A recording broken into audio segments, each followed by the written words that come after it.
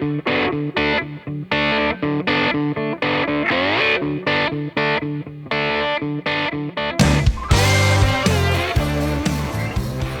guys, well I don't know about you, but I'm a bit of a Facebook marketplace tragic, and I do have a kind of a shortcut to CX500 parts in marketplace, and I popped in there the other day and there was a CX650 motor there up for sale here in Adelaide. When I bought the CX500, I had it was 1.5 bikes, so I had a spare frame, so I couldn't resist it, so I snapped it up, and I'm about to fit this motor, this CX650 motor, into this single spine CX500 frame. So let's have a look at some of the pitfalls that we need to address to get this motor into this frame.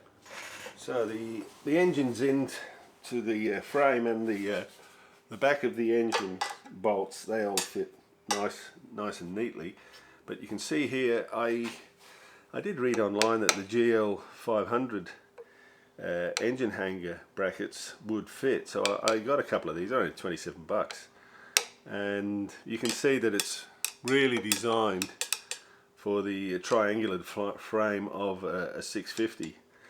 So I've got a couple of CX500 original engine hanger brackets coming, so that's the first challenge I've got to do, is get the front hanger onto this frame. The next thing to look at is the carbies. Okay, looking at the carbies, here are the carbies off the CX650, and you can see how they are angled into the center of the spine on a CX500. On the CX650 they're a lot wider, so there's actually a gap here for the airbox. So with the CX500 frame, I'm going to use the original CX500 carby setup, which is straight, not angled like this. So looking down on the CX650 motor with the CX500 carbies on and their inlet manifolds, this one on the left hand side is in the tube quite nicely. One on the right hand side is about 20mm difference. So what I'm going to do is extend these. I'll show you how I'm going to do that. Okay, what I intend to do with the carburetors to get them out another 20mm wider will be to cut and extend this bracket, or actually manufacture a whole new bracket for here. Same on the front here, that'll get the same treatment. On the actual throttle shaft and choke shaft, I'm going to cut these and just make a sleeve up, and I can just TIG them on or grub screw them on, preferably TIG them on, I reckon, just to extend these out 20mm. And the last thing I need to do is make up a new fuel line, aluminium fuel line between the two carbies, extend that 20mm, so just turn that up in the lathe, and that should do the job. Now the next thing we have to have a look at is the output shaft on the CX500 motors. This is the CX650 motor. You can see the output shaft there. Here's the original CX500 drive shaft, and it's got a bolt that goes through there and locks it in position. This will go on the spline okay. It'll fit the spline like that, but you need the flange of a 500 motor to lock this drive shaft in. So let's look at the 500 motor. Okay, now we're looking at a CX500 motor, and you can see the difference in the output shaft with this sort of flange groove on the end, which locks the drive shaft in position with this bolt. So that'll lock that all in. So all I have to do really is just replace the 650 drive shaft with the 500 drive shaft, which is a pretty simple thing to do, really. Okay, the CX500 engine hanger has come in, and these bolts fit okay. This bolt fits okay, same on the other side, but this one here is just slightly out of alignment. So I'll give you a close-up of this in a second, but basically I'm going to cut it through here, cut it through there, take this section out, make up a new boss, line up the hole with that, and weld that in the position. Okay, you can see that this boss here on the hanger is out of line with the engine boss. So yeah, I'm going to cut through there, cut it through there, make up a new boss using this part as well, and just weld it all in, you know. The other area we should have a look at is the difference in radiators on here too. Here you can see another thing, difference between the CX500 and the 650 is the thermostat outlet. The thermostat outlet on our 650 comes through to the center underneath the hanger here, which this will fit okay, I reckon. We'll get a hose pipe on there okay. And of course the CX500, it comes in from the side here into the side of the radiator. I'm going to use a 650 radiator because I want to keep this pretty well original, and I like the 650 because it's got the fan and the temperature sender on the bottom of the radiator. And the CX500 thermostat outlet goes to the side and comes into the radiator on the side here as well. So we'll just take a look at the radiators differences between the CX500 and the 650. The 500 here on my right, it has a bigger tank, and the radiator inlet is it's going to be on the left hand side of the bike, whereas the 650 one is coming in to the center of the bike. 650 has a narrower tank than the 500, like so. I noticed the 650 has 21 channels, whatever you want to call them. The 500 has 18. So you'd think the 650 radiator would be more efficient than a 500. I don't know, but yeah, it's got a smaller tank than the 500. The 650 has the temperature sensor on the bottom of the tank, and it has the fan as well, the electric fan. So we'll just have a look how this is going to fit onto the 500 engine hanger. Now, to get the 650 radiator onto a 500 hanger, this width here on the 650 is actually wider than the engine hanger. So if we put that on the bottom hose, kind of like so, and get this in and get the fan pretty central, I'm probably about 20 mil. I reckon it's going to be about a 20 mil space between here and the radiator. The hose looks okay. I reckon the hose should be alright. But yeah, I'm probably going to make some spaces to get on here. The bottom one looks okay, but yeah, probably have to do something about that. So the next thing I'm going to do is cut through here and through here, and then make up a boss to align with this the motor thread here, and then tack this in place, and then fully weld it.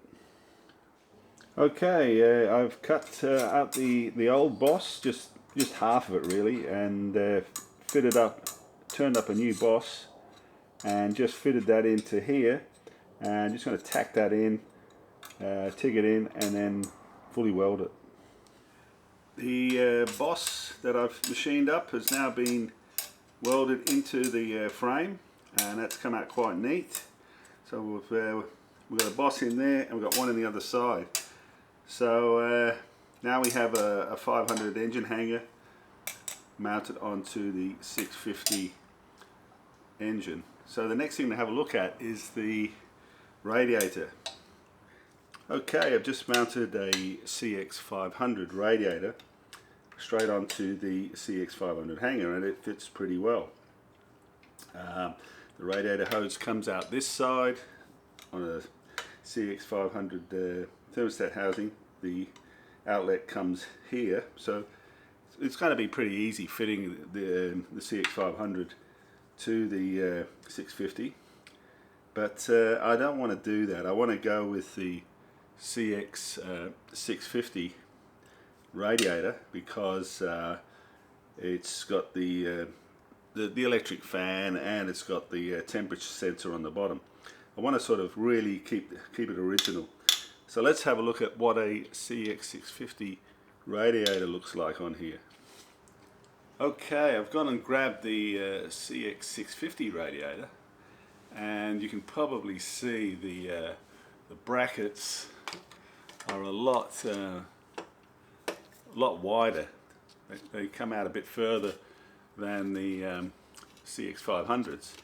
So I'll mount this onto the bottom hose onto the pipe,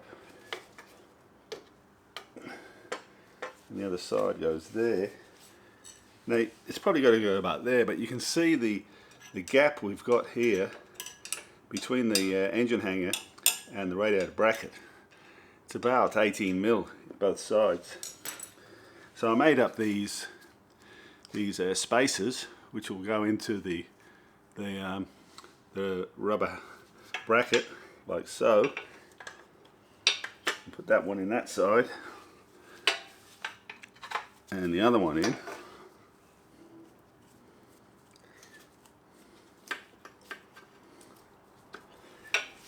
And then that can go like that.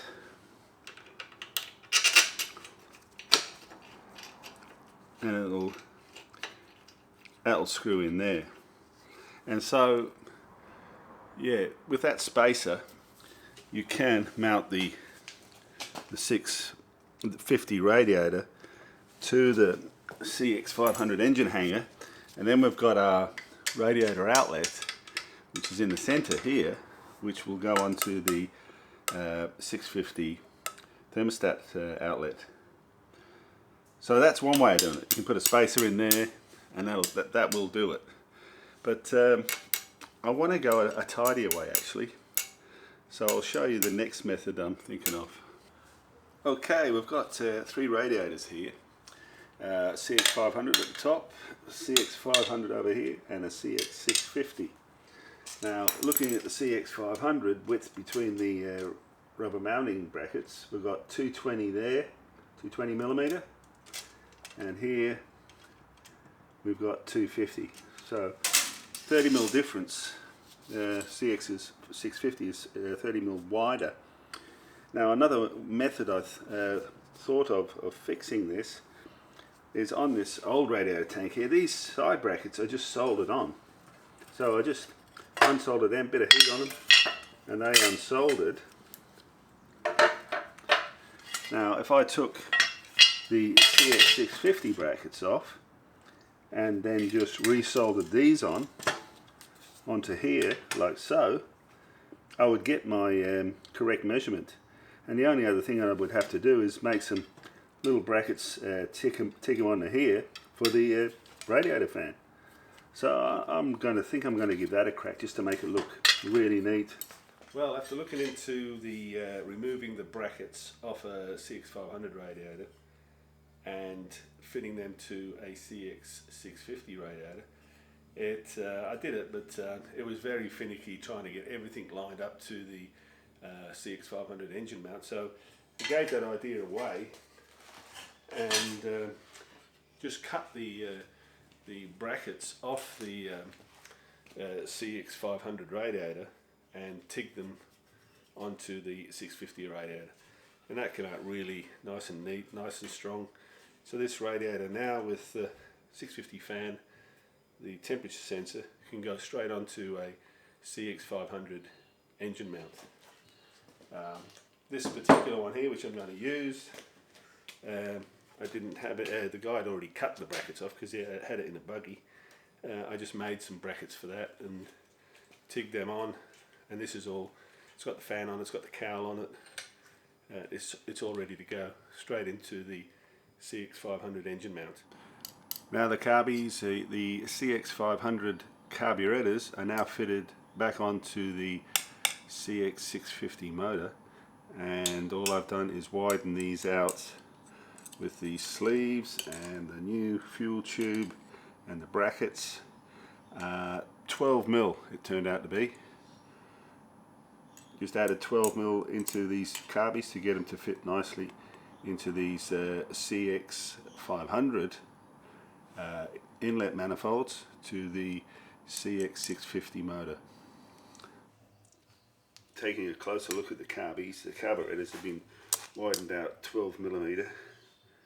A new fuel tube was made, 12mm longer, out of 10mm diameter aluminium. Two sleeves are made on one for the choke linkage here, and one for the throttle linkage there, and the two brackets, they were widened out 12mm as well. So everything's been widened out 12mm, and it fits the 650 motor really nicely. Okay, that's it. Pretty well done for the conversion, getting a CX650 motor into a single spine CX500 frame. First thing we had to do was modify the engine hanger using a CX500 engine hanger and repositioning the center lug. Then came the radiator. I'm using a CX650 radiator with the spacer lugs made up. Then the carburetors were widened out 12mm. These are CX500 carburetors going into CX500 inlet manifolds. And finally, the easiest part is a CX500 output drive shaft. That'll be done when the motor gets overhauled, which is the next thing to do.